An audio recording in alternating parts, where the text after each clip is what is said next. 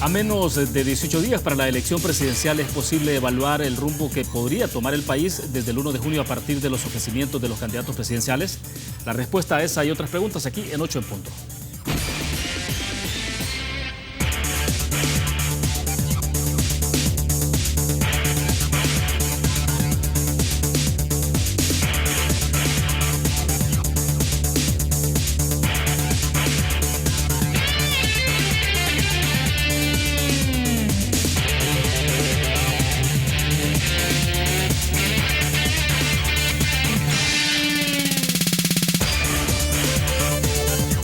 Buenas noches, bienvenidos a 8 en punto. Gracias por acompañarnos a esta hora. Nuestro tema principal de reflexión, la coyuntura electoral que vive el país y los retos para el nuevo gobierno que asuma la conducción de El Salvador desde el 1 de junio, además de otros temas que están en agenda sin duda alguna. Queremos agradecer esta noche que nos acompaña en nuestros estudios Salvador Samayoa. Él es analista político, formante de acuerdos de paz. Salvador, bienvenido. Buenas noches. Hola, buenas noches, William. Bueno, excelente. Para comenzar, Salvador, a propósito, justamente mañana, ¿no? 27 años de la firma de los acuerdos de paz. Pasa el tiempo rápido, ¿de verdad? ¿O no? Bueno, no tanto. No tanto. 27 años después, Salvador, ¿cómo se puede hablar un poco el estado de salud, si lo vemos en esa perspectiva, del país, en términos, por ejemplo, de institucionalidad? Probablemente ese sea el mejor logro, digamos, porque las instituciones que en aquel tiempo simplemente no garantizaban el acceso a la lucha democrática, creo que ahora son, con sus problemas y sus momentos mejores que otros, pero en general son buenos. Digamos, por ejemplo, la independencia del órgano judicial, que no existía antes. Los magistrados se elegían por mayoría simple de votos, que por definición los tenía el partido de gobierno, sí, y por tanto terminaban siendo los magistrados un apéndice del órgano ejecutivo. No había independencia como ahora hemos visto, sobre todo en los 9 últimos años, y la importancia que eso tiene para el país. Eso es un legado de los acuerdos. La separación de poderes. La independencia judicial, la separación de poderes, pero también el tribunal electoral, porque la gente joven no sabe, pero en aquel tiempo de verdad es que siempre había unos fraudes grotescos y no era posible que se expresara o que se respetara la voluntad popular. Yo creo que eso ahora no ocurre, los señalamientos no tienen ningún sentido, puede haber deficiencias como en cualquier proceso administrativo, pero digamos funcionan los mecanismos de corrección cuando hay problemas y por tanto es importante la legitimidad del poder que emana de las urnas, que no es cuestionado. Siempre hay quien lo puede cuestionar, pero digamos no son cuestionamientos que de verdad son válidos, son serios. Que se hablen en su momento, por ejemplo, de irregularidades, pero no necesariamente del tema de fraude como tal. Sí, es que fraude es bien difícil porque los partidos tienen por ley el derecho y lo ejercen a estar presentes en todas las instancias del proceso, incluyendo la parte técnica e informática, donde están desde el minuto 1 en la puesta a cero de los sistemas, de las computadoras. Yo no veo manera realmente, están en las mesas de votación, tienen vigilantes, entonces por ahí claro, siempre puede haber uno más vivo que el otro que te cuele alguna trampa, pero no es algo que pueda incidir propiamente en el resultado. Entonces, deficiencias puede haber, pero fraude propiamente no creo. Esa es una ganancia de los acuerdos de paz también. Sí, y este sistema entonces electoral que se hereda justamente de la firma de los acuerdos, basado un poco en el tema de la desconfianza, ¿no? Por eso la participación de los partidos políticos. Sí, bueno, a mí me gustaba más tal como lo teníamos, que era así, basado tal cual en la desconfianza, en el sentido de que los magistrados del tribunal, 3 de ellos directamente eran pertenecientes a los partidos políticos y 2 eran propuestos por la Corte Suprema. Después lo cambió la sala anterior y dice que ahora no pueden pertenecer a partidos. Bueno, tienen sus razones, pero el hecho es que el Tribunal Supremo ha funcionado porque es bien difícil que un partido tenga suficiente mayoría para tener 4 de 5, para tomar las decisiones más importantes que se tomaban por 4 votos de 5 magistrados. Y luego estar haciendo todo ese tema de cálculos sobre la corte plena y con lo de las salas, en términos de correlaciones. Sí, bueno, sí. Sí, lo que pasa es que ahora el hecho mismo de que estemos haciendo cálculos y cuentas de cómo queda la correlación o quién pueden favorecer unos u otros, quiere decir que es posible un balance de tendencias, de corrientes, de influencias, de poderes. Antes simplemente no era posible, se daba por descontado que la Corte completamente servía al órgano ejecutivo y al poder de turno. Entonces yo creo que incluso esas dificultades y ese tipo de cálculos que hay ahora justamente son hijos de un esquema que ya es mucho más democrático que los que teníamos. A donde la salud no es buena o no es tan buena, claro, es en la parte social. Pero eso no estaba supuesto a resolver un acuerdo de paz. Un acuerdo de paz estaba supuesto a remover los obstáculos políticos de forma que se pudiera garantizar el acceso pacífico y por medios democráticos al poder y que se pudiera garantizar que todas las corrientes podían participar, sí, porque antes no se podía. Claro, y cuando, perdón, Salvador, en 2009, cuando el FMLN llega por primera vez al poder, ¿de alguna forma se cierra un ciclo en esto? Yo creo que la alternancia se debe medir cuando un partido es capaz, que antes no era, de acceder al poder, y cuando lo entrega, cuando termina. Yo creo que el verdadero ciclo de alternancia lo vamos a coronar el 1 de junio de este año, cuando probablemente el FMLN entregue el poder, o no. Vamos a ver qué pasa en las elecciones. Pero yo creo que la alternancia es otro de los méritos del acuerdo de paz, justamente, y del nuevo sistema político que se articuló en base a ese esfuerzo. O sea que en aquel momento, 2009, podemos decir que quien se puso a prueba en el términos de la alternancia fue el Partido Arena, o si se le quiere ver más amplio, quizá la derecha. Ahora es el FMLN que puede tener ese turno de demostrar que efectivamente... Tal cual, el Partido Arena se comportó, a mi juicio, de manera impecable cuando el FMLN ganó en 2009 las elecciones. Se reconoció el triunfo, 0 berrinches, 0 denuncias, se entregó el poder sin ningún problema. Así es como debe funcionar en una democracia. Ya en la siguiente elección ya hubo un poquito más de berrinche, pero no pasó nada de todas maneras, son gajes del oficio. Ya, en términos siempre de institucionalidad, Salvador, con todo este tema de investigación de la corrupción, bueno, en el país obviamente no... Era impensable antes de la firma de acuerdos de paz, por ejemplo, el tema de que ahora ya se tiene, bueno, hay un presidente preso, un presidente que está procesado con órdenes de captura, todo lo que estamos viendo alrededor de esto, ¿cómo se ve El Salvador respecto incluso de esa salud, de institucionalidad en comparativo a Guatemala o lo que está pasando en Honduras? Bueno, esa es otra ganancia justamente en la reforma constitucional que hicimos derivada del acuerdo de paz. Ahí claramente se le dio a la Fiscalía General de la República el monopolio de la investigación del delito.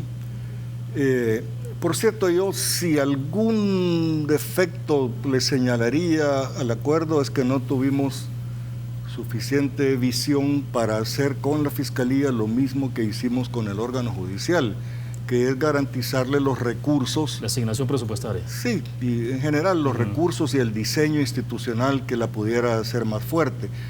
Pero aún así, la Fiscalía hemos venido de menos a más y digamos en el último periodo creo que los salvadoreños nos podemos dar por satisfechos sin necesidad de traer cosas de fuera ni nada, que las leyes han funcionado. A algunos no nos gustaron algunas prácticas en el sentido, por ejemplo, de la excesiva exposición mediática de los casos, porque se podía convertir en una precondena mediática que, digamos, riñe con el derecho a la justicia que tienen cualquier imputado.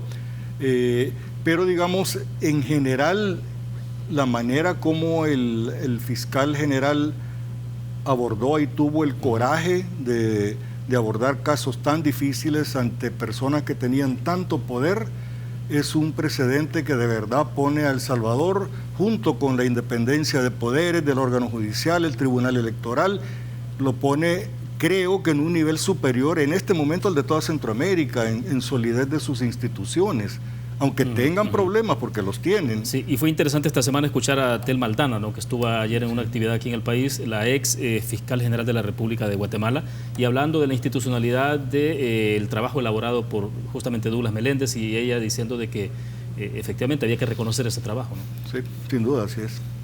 Bien, nos vamos a quedar en ese punto. Cuando regresemos, Salvador, hablamos un poco ahora sí del contexto más inmediato, lo que tiene que ver con el desarrollo del proceso electoral, cómo se está enfilando el país. Ha habido varios acontecimientos que podríamos evaluar en los próximos minutos. Vamos a una pausa, volvemos. Banco Promérica cuenta con la garantía de rapidez en todas sus cajas, donde te atienden en 20 minutos o menos. Continuamos en la entrevista. Salvador Samayoa es nuestro invitado esta noche. Salvador, hablemos un poco ya del contexto estrictamente electoral. Estamos a un poco menos de 18 días para la elección presidencial del 3 de febrero. En medio de esto han habido varios acontecimientos que se pueden evaluar. Lo más inmediato, digamos, que tenemos tiene que ver con el fin de semana, el debate presidencial que convocó la cadena, a la Asociación de Radiodifusores ASDER. Y bueno, ahí se hace el debate solo con 3 candidatos, de luego, porque Nayib Bukele no participó, a pesar de que se leyó, digamos, y se conoció públicamente el compromiso que se había asumido de parte de Anliker, el representante de Nuevas Ideas.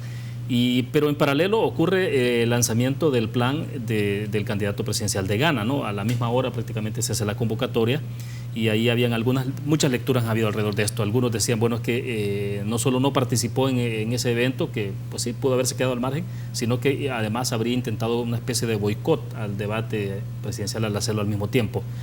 Pero bueno, me gustaría escuchar un poco el análisis. Mi impresión es que se equivocó bastante Bukele al no ir a debatir.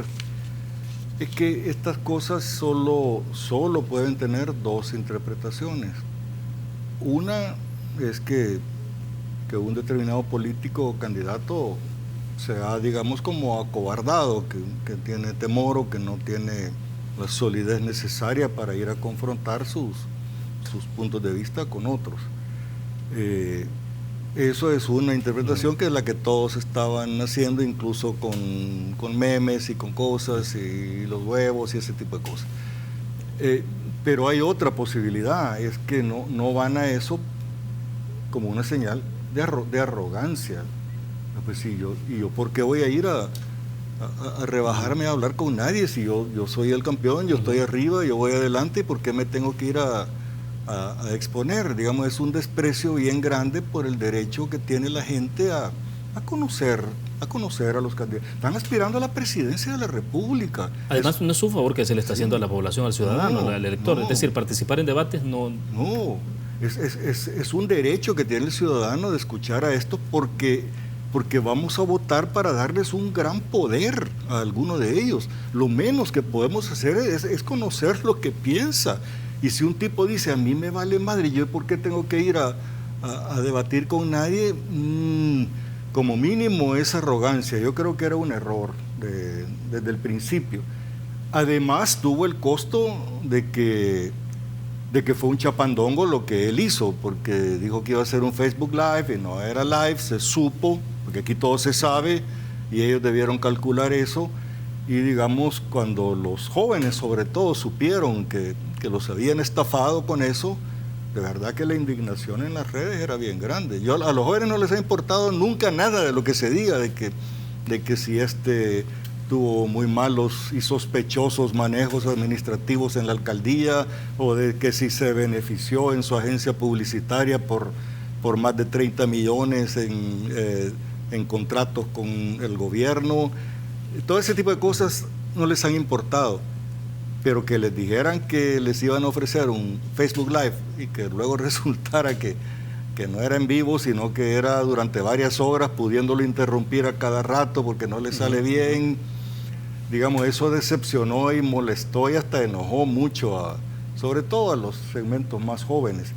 Luego sale lo del plagio, que también... Sí, que es la parte ya de contenido. Sí, digamos, ahí por lo menos se vio muy mal, porque la impresión que dejó es que no tiene en su equipo una capacidad técnica y por no tener, digamos, no tiene tampoco ni siquiera el nivel ético como para no hacer esas cosas que son incorrectas.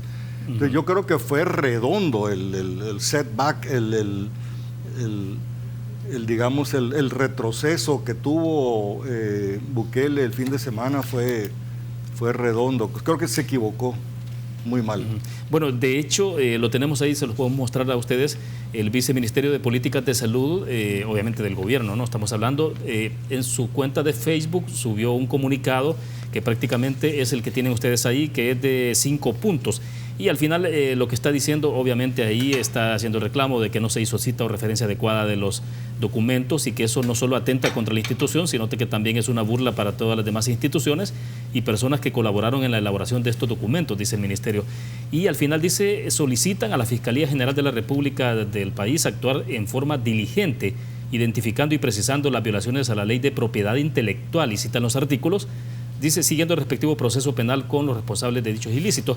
Además, mostraron, Salvador, inmediatamente ahí llevan entonces el comparativo, ¿no?, de cuáles son los capítulos en salud, el análisis de situación de salud en el país, donde ahí está subrayado, ¿no?, la parte amarilla, y lo que, según el Viceministerio de Políticas Públicas, es lo que Nayib Bukele habría plagiado y habría mostrado como propio en su análisis, en su reflexión, y sobre todo que dijo que este plan fue elaborado con el aporte de miles de contribuciones y personas. Sí. Lo que pasa es que tampoco debiera sorprendernos tanto. Hoy estaba yo revisando mis notas cuando fue el caso de Troll Center.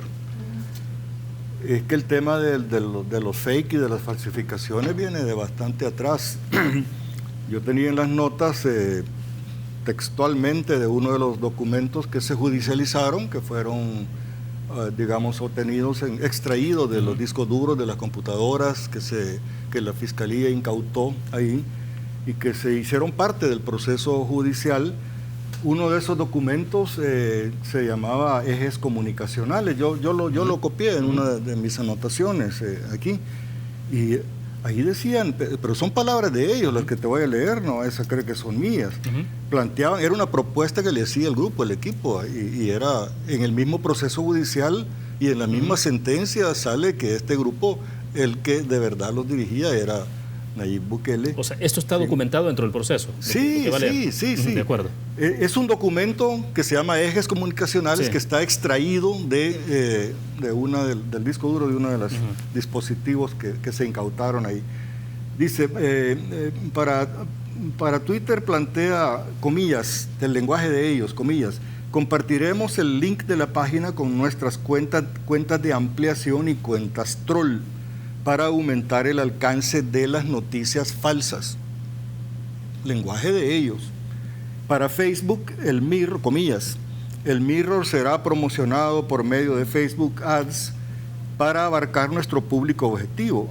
Y más, de igual forma generaremos incertidumbre por medio de noticias falsas a favor de la campaña. Esto estaba en el marco de la campaña para la alcaldía de San Salvador de 2015. Toda esta situación que se generó cuando clonaron los sitios web de la prensa gráfica del diario de hoy, etcétera. Y bueno, ¿y qué ejes comunicacionales usaremos? Dicen Facebook, perfiles falsos, dicen, cuentas de ampliación, cuentas troll, etcétera. Ese es el lenguaje de ellos.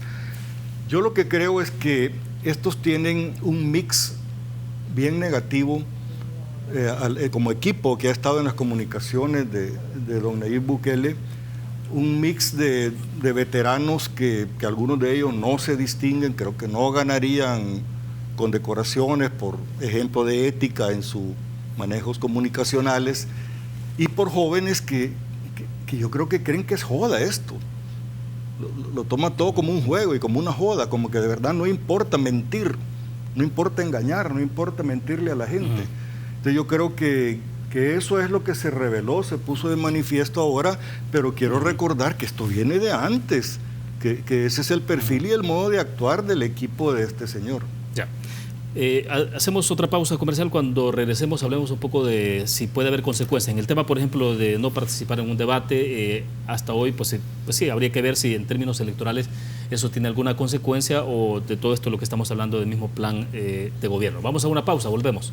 Es un gusto que siga con nosotros en 8 en punto. Salvador Samayoa está con nosotros en nuestros estudios y decíamos, Salvador, un poco sobre lo que conversamos en los eventos pasados. Es sobre el tema, por ejemplo, de el debate, participar o no participar en el debate, ese es un elemento. Lo otro, el tema de lo que habría ocurrido alrededor del plan de gobierno de Nayib Bukele. ¿Cómo se puede ir midiendo eso en términos de lo que pueda ocurrir? Por ejemplo, en el caso del debate uno piensa, hasta hoy ¿Será que hay la sensación en algunos candidatos de que ir o no ir a un debate, por ejemplo, no necesariamente tiene una consecuencia estrictamente electoral ya en el resultado, en el voto, digamos, y que por eso entonces se la pueden jugar de decir vamos o no vamos de acuerdo a otros tipos de condiciones? Yo creo que el costo lo pagan por el mismo problema de estar copiando desde que nacieron. Con ese tema de no ir al debate le copiaron a Bolsonaro en Brasil. Bolsonaro dijo lo mismo: bueno, yo estoy arriba, estoy adelante, ¿para qué voy a ir a debatir con Haddad y con los otros que estaban en la primera vuelta? Sí, pero lo que pasa es que Bolsonaro tenía otras determinaciones de ese proceso que le permitían hacerlo, pero no era el caso de Bukele. Yo creo que él se equivocó al no ir, y sobre todo hay que verlo en el contexto de que en las últimas semanas ha estado cometiendo demasiados errores. El tema de la violencia en el Tribunal Electoral y las amenazas fue un error. Cuando se habló de fraude. Sí. Cuando el tema de los colores que se inventaron, que estaban poniendo mal los colores, por el amor de Dios.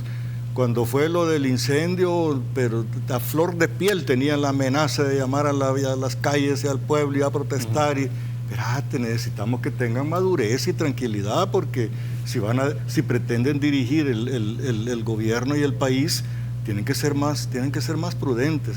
Se equivocaron con esas manifestaciones de tener la confrontación y la violencia a flor de piel.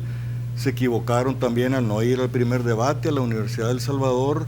Entonces, el día que convocaron a la gente para hacer las cuadrillas, no solo para defensa del voto, sino para animación el día de las elecciones, logística y todas las cosas, pues también mostraron una debilidad muy, muy, muy grande, independientemente de que si a alguna hora determinada en alguno de los lugares había alguna gente, pero el hecho es que fue un gran fracaso, sin duda. Entonces yo creo que todas las cosas juntas hay que analizarlas. Una campaña que venía siendo, y yo no he tenido ningún empacho en reconocerlo, de hecho lo voy a hacer en alguno de mis artículos la próxima semana con el tema de la publicidad, que tenía aspectos la campaña de Bukele que eran superiores a las campañas de los otros candidatos, por lo menos eran más eficaces, sin duda, y venían, digamos, con ese momentum como a la cabeza de la contienda, y yo creo que ahora vamos a ver, no podemos medir. Si viviéramos en países desarrollados, en Estados Unidos, por ejemplo, habrías tenido la misma noche encuestas telefónicas, pero creíbles, y te hubieran dicho el tanto por ciento piensa que fue un error ir al debate o que no fue un error. Sí. Pero nosotros no tenemos ese tipo de medición, son muy caras. Los encuestadores aquí son o medios de comunicación o universidades en su mayor parte, y no tienen los recursos ni la tecnología para hacer todo eso. Entonces no vamos a saber inmediatamente qué tanto le dañó ir o no ir, o si tuvieron razón en no ir desde su punto de vista. Eso no lo vamos a saber. ¿Qué fue? Para finales de diciembre fue que conversamos la última vez, ¿no? Que nos acompañó acá Salvador. Y hablábamos un poco, bueno, usted hacía los escenarios un poco ahí de cómo se puede perfilar el resultado electoral y cómo está en este momento la configuración de cuánto se requiere para ganar de votos en primera vuelta, en segunda, esos escenarios. ¿Mantiene usted la tesis de lo que hablamos en aquel momento, de que, por ejemplo, ustedes decían, bueno, aquí no se ve el trabajo territorial en el caso de lo que está haciendo Nayib Bukele, lo que están haciendo los otros candidatos? Sí, trabajo territorial, lo que permite hacer, por ejemplo, tener de alguna forma el control de ciertos municipios, de las alcaldías. Sí, William, yo me he cuidado bastante de no hacer propiamente pronósticos. Mi ronda, porque estuve varias veces en los medios en diciembre, yo lo que estaba tratando de decirle a las audiencias era que sin despreciar, menospreciar, descalificar las encuestas, sin descalificarlas, pero que atendieran también a otros datos de la realidad que también son importantes en una elección, incluyendo la fuerza territorial, la cantidad de alcaldías, la organización, el caudal de votos ya demostrado. Yo les llamaba la atención sobre el hecho de que Bukele tiene encuestas, pero votos que haya demostrado que tiene, no tiene. Entonces, son elementos que había que considerar. Yo sigo pensando lo mismo. Para mí, ni era cierto antes que Bukele iba a ganar con la ventaja que iba a ganar, ni es cierto ahora que por los problemas y retrocesos que tuvo ya perdió la elección. Yo creo que hay que tener cuidado de no llevar a extremos las afirmaciones, sino que verlas con tranquilidad. Perfecto, vamos a ir a la última pausa comercial. Cuando regresemos hacemos el esfuerzo entonces, bueno, porque creo que esperamos contar con usted, de hecho, el día de la elección para ver un poco si nos puede acompañar en el transcurso del día, ¿no? Con gusto, por ejemplo. Sí, claro. Sí. Bueno, platicamos un poco después. Bien, estamos al cierre de 8 en punto, Salvador. Entonces, colocado todo en perspectiva, obviamente no pretendemos tener una bola de cristal, ¿no? Pero sí a partir de algunos hechos objetivos de lo que estamos viendo en el desarrollo de la campaña, cómo se puede perfilar el 3 de febrero, y uno siempre pregunta, bueno, los escenarios de segunda vuelta o qué puede pasar. En mi opinión, el factor que tal vez sea más determinante para saber si hay primera vuelta, si se va en primera vuelta la elección o hay segunda vuelta, es la participación electoral. Yo creo que con una participación del 55% aproximadamente, que fue la que ocurrió en la primera vuelta de 2014, con esa participación el número de votos válidos aproximadamente va a ser 2.800.000. En ese sentido, con 1.400.000 se podría ganar, más o menos, se podría ganar en primera vuelta. En cambio, si la participación ya sube a 60% del padrón, entonces los votos válidos van a ser más de 3 millones. Y para ganar va a ser necesario más de 1,5 millones de votos. Yo esto segundo no lo veo posible que alguien lo alcance. En cambio, si se puede ganar con 1.400.000, yo creo que eso sí es posible. Para mí la elección, esta es la única elección de los últimos 25 años que yo creo que sigue teniendo sombras y un grado importante de incertidumbre, porque puede pasar casi cualquier cosa todavía. Yo analizo, por ejemplo, y tú me has escuchado y los televidentes me han escuchado varias veces que yo no veo en la realidad la gran victoria que las encuestas le estaban dando a Bukele. Nunca la he visto, no solo ahora, sino nunca la he visto. Pero puede ser que tengan razón. ¿Cómo puedo estar seguro de eso? Las encuestas están contando una historia bien diferente a la historia que estamos viendo en otros ámbitos todos los días de la realidad del país. Entonces vaya uno a saber, ¿el frente se va a recuperar o no se va a recuperar? Es una de las claves importantes de esta elección. Vimos un viraje en la campaña de Hugo Martínez. Mira, en números, si el frente no recuperara ni un solo voto, yo no sé si la gente tiene clara que el frente perdió entre marzo de 2014 y marzo de 2018 927,000 votos, casi 1 millón de votos perdió en esos 4 años. Si el frente no recupera ninguno de esos votos y se queda con la votación que tuvo en marzo, en ese hoyo, de todas formas tendría el 20% de los votos válidos en el 3 de febrero. Sí. Y si el frente recupera solo 2 de cada 10 de los que se le desertaron, desertores electorales, digamos, va a estar en 27%. ¿Qué significaría subir de más de 500,000 a cuánto? A unos 650, sí, 700. Es que el voto de marzo fue 568,000, sí, correcto. Incluyendo las coaliciones, pero las coaliciones casi todos son votos del frente, las coaliciones con PSD y con CD. Son 568,000 votos. Y si el frente recupera, digamos, a 2 de cada uno de los casi 1 millón de votos que perdió, serían casi otros 200,000 votos más, serían 750,000 votos.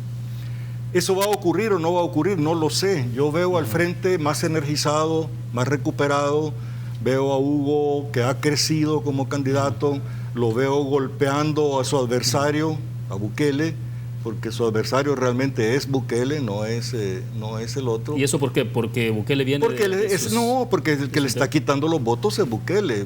La derecha no le quita votos a... O sea, Bukele pescando directamente en el FMLN. Claro. Entonces, es importante saber... Yo veo al frente desde diciembre recuperándose.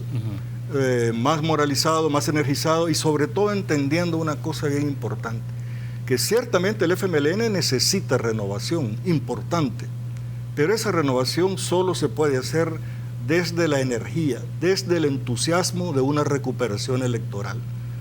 Si se recuperan, van a poder renovar el partido y tienen incluso una convención estatutaria en 2020, o sea, el año entrante, donde pueden cambiar autoridades si quieren hacerlo. Pero si por el contrario, el Frente tiene una derrota aplastante, humillante, eso solo va a crear desmoralización total y de ahí no se van a levantar, de ahí no va a haber nada que renovar, ni pedazos que recoger, ni nada. Entonces el militante del Frente tiene que tener claro que si quiere salvar un proyecto de izquierda en el país, es importante que vaya, que vote bien, que no vaya a ir de mal a peor en las elecciones del 3 de febrero. Ahora, escuchamos declaraciones de Medardo González, el coordinador del FMLN, hablando de un hipotético escenario de segunda vuelta, ¿no? Y hablando de cuál sería la posición del FMLN. Tal parece que sí han marcado distancia a Nayib Bukele. Con más claridad, digo. Por supuesto, es que si no hacían hecho eso, no estaban en nada. El Frente tuvo un problema después de marzo. En los meses siguientes había confusión. Había gente en el Frente que estaba coqueteando con Bukele. Cuadros orgánicos. Y entonces, mientras eso se mantenía, la consecuencia era lógica. Si yo soy militante y tengo la impresión de que vos te vas a entender después con el otro, ¿y para qué voy a votar por vos? Si de todos modos no le estoy haciendo ningún daño al proyecto de izquierda. Eso pensaban hace meses. Ahora que ya los dirigentes del Frente empezaron a decirle con claridad a sus bases que el proyecto de Bukele no es de izquierda, que no habrá compromiso con él en segunda vuelta y que es necesario recuperar el voto, yo creo que una cantidad, no sé cuánta, pero una cierta cantidad de votos del Frente va a regresar. O sea que una posible segunda vuelta lo que podría ocurrir es que el FMLN deje libres a sus votantes. Creo que no es lo que podría ocurrir, estoy casi seguro de que es lo que va a ocurrir, que el FMLN como partido oficial va a dejar libre a los votantes, pero además no puede hacer otra cosa, porque aunque dijera hagan A o hagan B, no tiene por qué seguirlo todos sus militantes, no está en esa situación de influencia y ascendiente sobre sus bases como para decirles vayan para allá y las bases van a ir para allá. La gente va a hacer lo que le dé la gana, simple y sencillamente. Entonces el Frente lo que seguramente hará si en caso hay segunda vuelta y si en caso no entra el Frente a segunda vuelta, porque yo cuando te digo que puede pasar todo, de verdad creo que puede pasar todo. Puede pasar que la coalición gane en primera vuelta, puede pasar que incluso que Bukele nos sorprende y las encuestas tenían razón y haga una votación maravillosa. Puede pasar que sea el Frente el que pase y no Bukele a segunda vuelta. Y entonces sea FMLN y Arena. Todo está abierto. Mira esta encuestadora, la última que le acaba de dar una ventaja del 57% a Bukele. Esta misma encuestadora, la Sid Gallup Latinoamérica, vayan los televidentes que están viendo esto, vayan a buscar la encuesta que hizo en Guatemala. Le dio a Valdizón, que casualmente era un candidato que muchos asociaban a los narcos, le dio una ventaja de 23 puntos. Y el mentado Valdizón no solo no ganó, sino que ni siquiera pasó a segunda vuelta. Quedó en tercera posición. Entonces, claro, esas cosas pueden pasar. Está todo abierto. Yo no me animo a hacer pronósticos y creo que tenemos que observar todavía. Bueno, perfecto. Gracias, Salvador, por compartir con nosotros y nuestra audiencia. Bueno, perfecto. Gracias a ustedes también que nos acompañaron. Nos vemos mañana siempre a las 8 en punto. Buenas noches.